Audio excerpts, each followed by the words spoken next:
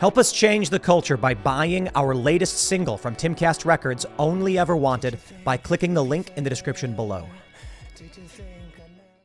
I want to jump to this next story from the Daily Mail.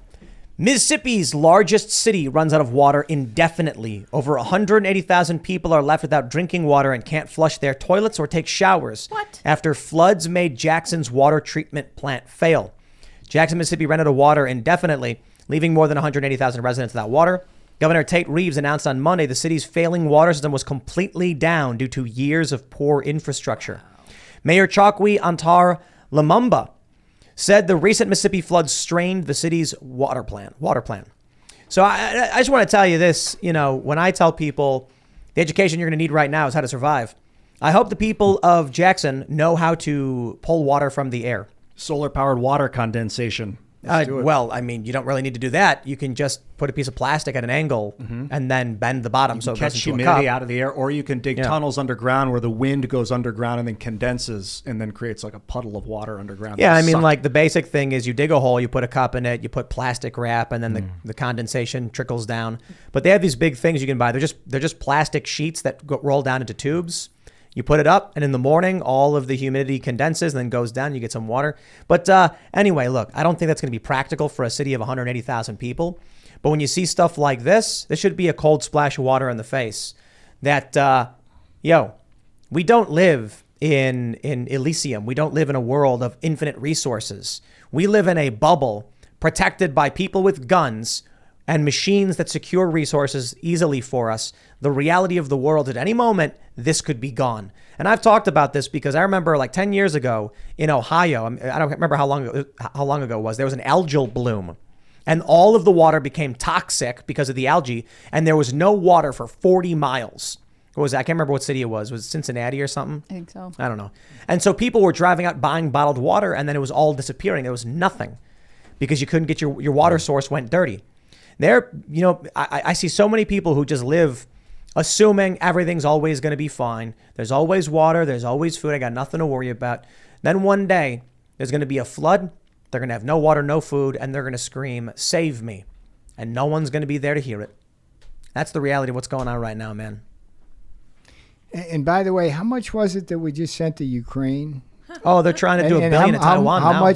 How much could that have been used to do the infrastructure in Jackson for a little water, a little desalination? Yeah, I mean, I don't know if you remember Flint, Michigan, when they lost their water source, it took years for that thing to recover, and it left a lot of kids damaged. It took months to get billions to Ukraine, so that's good news, I guess.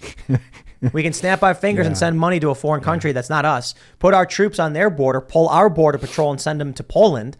But fix pipes in Flint, I don't know about that. It's frightening how, particularly in this age we're in the Biden stagflation economy, how many people in this country live paycheck to paycheck to paycheck. I mean, it with a quick turn of the screw here, there's going to be even more pain that we're already suffering. I mean, there's a lot of people now who can't pay their mortgages, who can't pay their rent. And that message, I somehow, you don't read much about that in New York Times or see it on CNN or something. I wonder why. I'm really concerned with the student loan stuff because of this. Because like if someone's struggling to pay their mortgage and then they find out that they got $10,000 siphoned away from them to pay for some college guy, that there's going to be a class hatred, just like Soviet Union, man. I do not like where that is. A mortgage strike like in China. Yeah. When was that? Yeah, right now. Oh, yeah. I mean, yeah, and that stuff can spread like, as they say in China, a prairie fire. That scares the hell out of the Chinese Communist Party when people start resisting like that. Yep. But you need more, I suppose. And they suppress the information there. But China's on the verge of collapse. I don't know, man. I kind of think that people aren't really paying attention to the supply crisis that's been happening here in the U.S. So I'm not surprised to see a story about a city running out of water. So we're having construction done on the new headquarters, and it's been stalled. It's been a year. Now, I'm glad you raised that, because the last time I was here, was about a year. We talked about, okay, this is going to be really cool going to your new studio and this, that, and the other thing. And it's like, Brian gets me in the car. It's like, where are we going? Oh, same old place. What's going on? It's hard to get materials. Nobody's working. That's right. My joke is the rapture happened. That's the only way to explain it. Airlines are shutting down. There's no employees. Yeah. I went to out. There are fewer people. There are fewer people everywhere. I went to a diner at Saturday at noon, and they were like, "We're closed due to short staff." I'm like, "Where are the people at?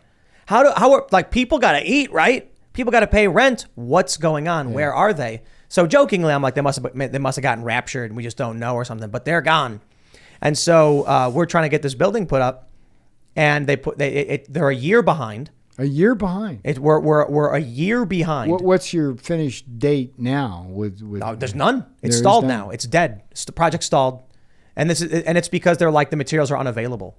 Yeah. People don't see this stuff because, look, most people aren't dealing with ordering steel, for instance, or putting up a building. Yeah. So they don't see that behind the scenes, the core materials that we need. Yeah. Did you know that one of the largest aluminum plants in this country shut down?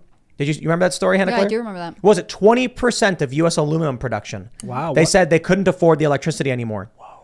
So, and I'm like, we're saving our aluminum cans. And the reason why they can't afford the electricity anymore is Joe Biden. Because the price of aluminum has been driven down by subsidized Chinese aluminum. That's like one of the things that I fought in the White House. We put in place steel and aluminum tariffs to provide a defense against that kind of stuff. And sure, so here's what we do: we take our cans and we're smelting them down to ingots. We have aluminum boxes. This is why actually I don't know. Someone's apparently done that. Like I found a box with aluminum. Yeah. We are saving the cans, probably to recycle or something. But somebody actually, it might be Chris. It's Chris. He's melting them down in ingots. I mean, it breaks my heart. Look, I know there's a supply chain crisis, but it's actually ground to a halt. Your new studio. So you can't get materials. It was supposed to be done last year, like a year ago, and then they were like, "It's delayed. We're gonna have to wait." And then finally in the spring, they're like, "We're gonna lay the concrete." Then they were like, now that the concrete foundation's up, we should be able to get the steel and get the building done.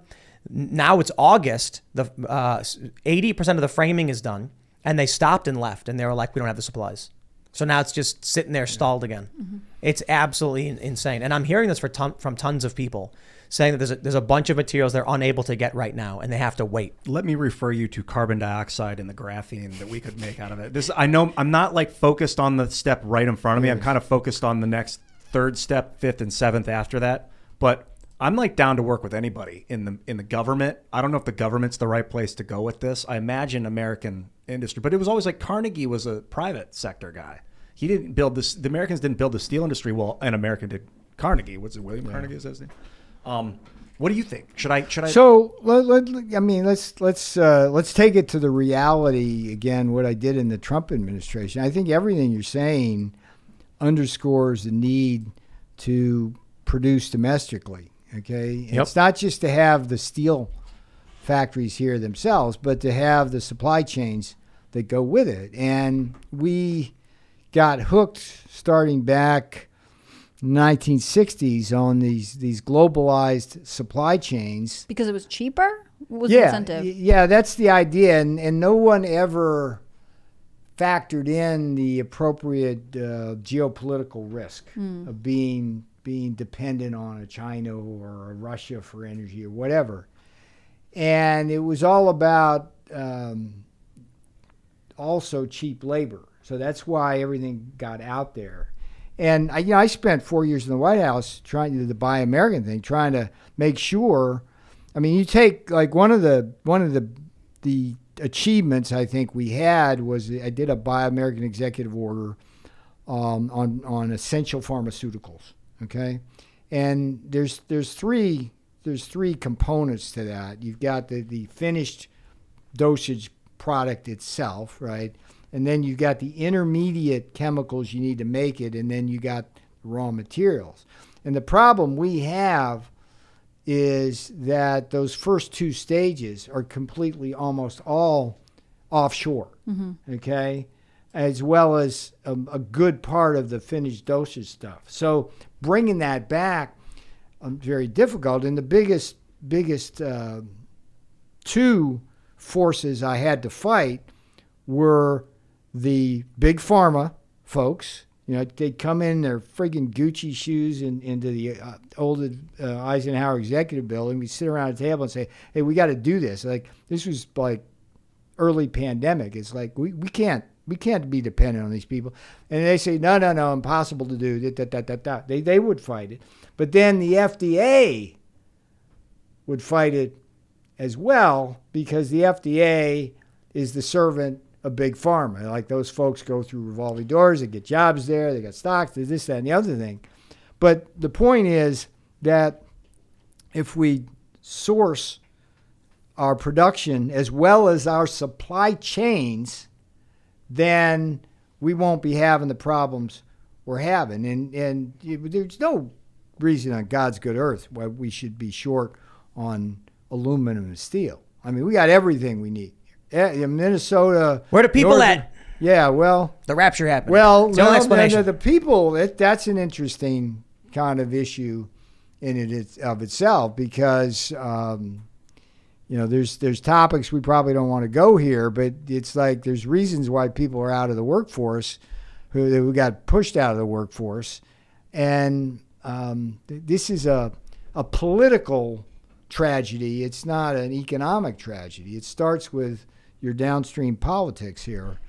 Politics maybe are downstream to economics. Well, what you're saying about the medical production or biomedical production, I mean, the Biden administration just signed this $11 million deal to bring the last step of manufacturing the monkeypox vaccine to the U.S. from a Danish manufacturer. They're manufacturing, I believe, in Michigan. So in some ways, they are doing what you're saying, just only when forced to in complete crisis. Well, yeah, there's about 400 essential medicines that we need in our cabinet, and certainly, okay, great, you got the monkeypox done, but what have you done lately for all of the advanced pharmaceutical ingredients, the API and the raw materials you need for insulin, for example, or whatever it is? And I'm just telling you that for a lot of reasons, that stuff's the most basic stuff's in India and China, because they don't have any environmental rules, and that's kind of nasty to do. And I was able to. There's a company called Flow. It's PHLOW. I was able to get some grant money for them, and they had a process where they did all three stages under one building. So you were able to get economies of scale and scope across that. And those are the kinds of things. I mean, we can't compete as a manufacturing country worker for worker. What we have to do is we gotta produce more efficiently by having the best and smartest machines wedded to the best and smartest labor. And that's what our focus is. Thanks for checking out this segment from the Timcast IRL podcast. But if you want to check out the full show live, tune in Monday through Friday at 8 p.m. And if you want more special access content, head over to timcast.com and become a member. Your membership helps sustain this company, keep our journalists employed, makes this show happen, and you will get access to exclusive members-only segments of the Timcast IRL podcast, and there's a massive library to check out. So again, go to timcast.com or tune in Monday through Friday at 8 p.m., and we'll see you all there.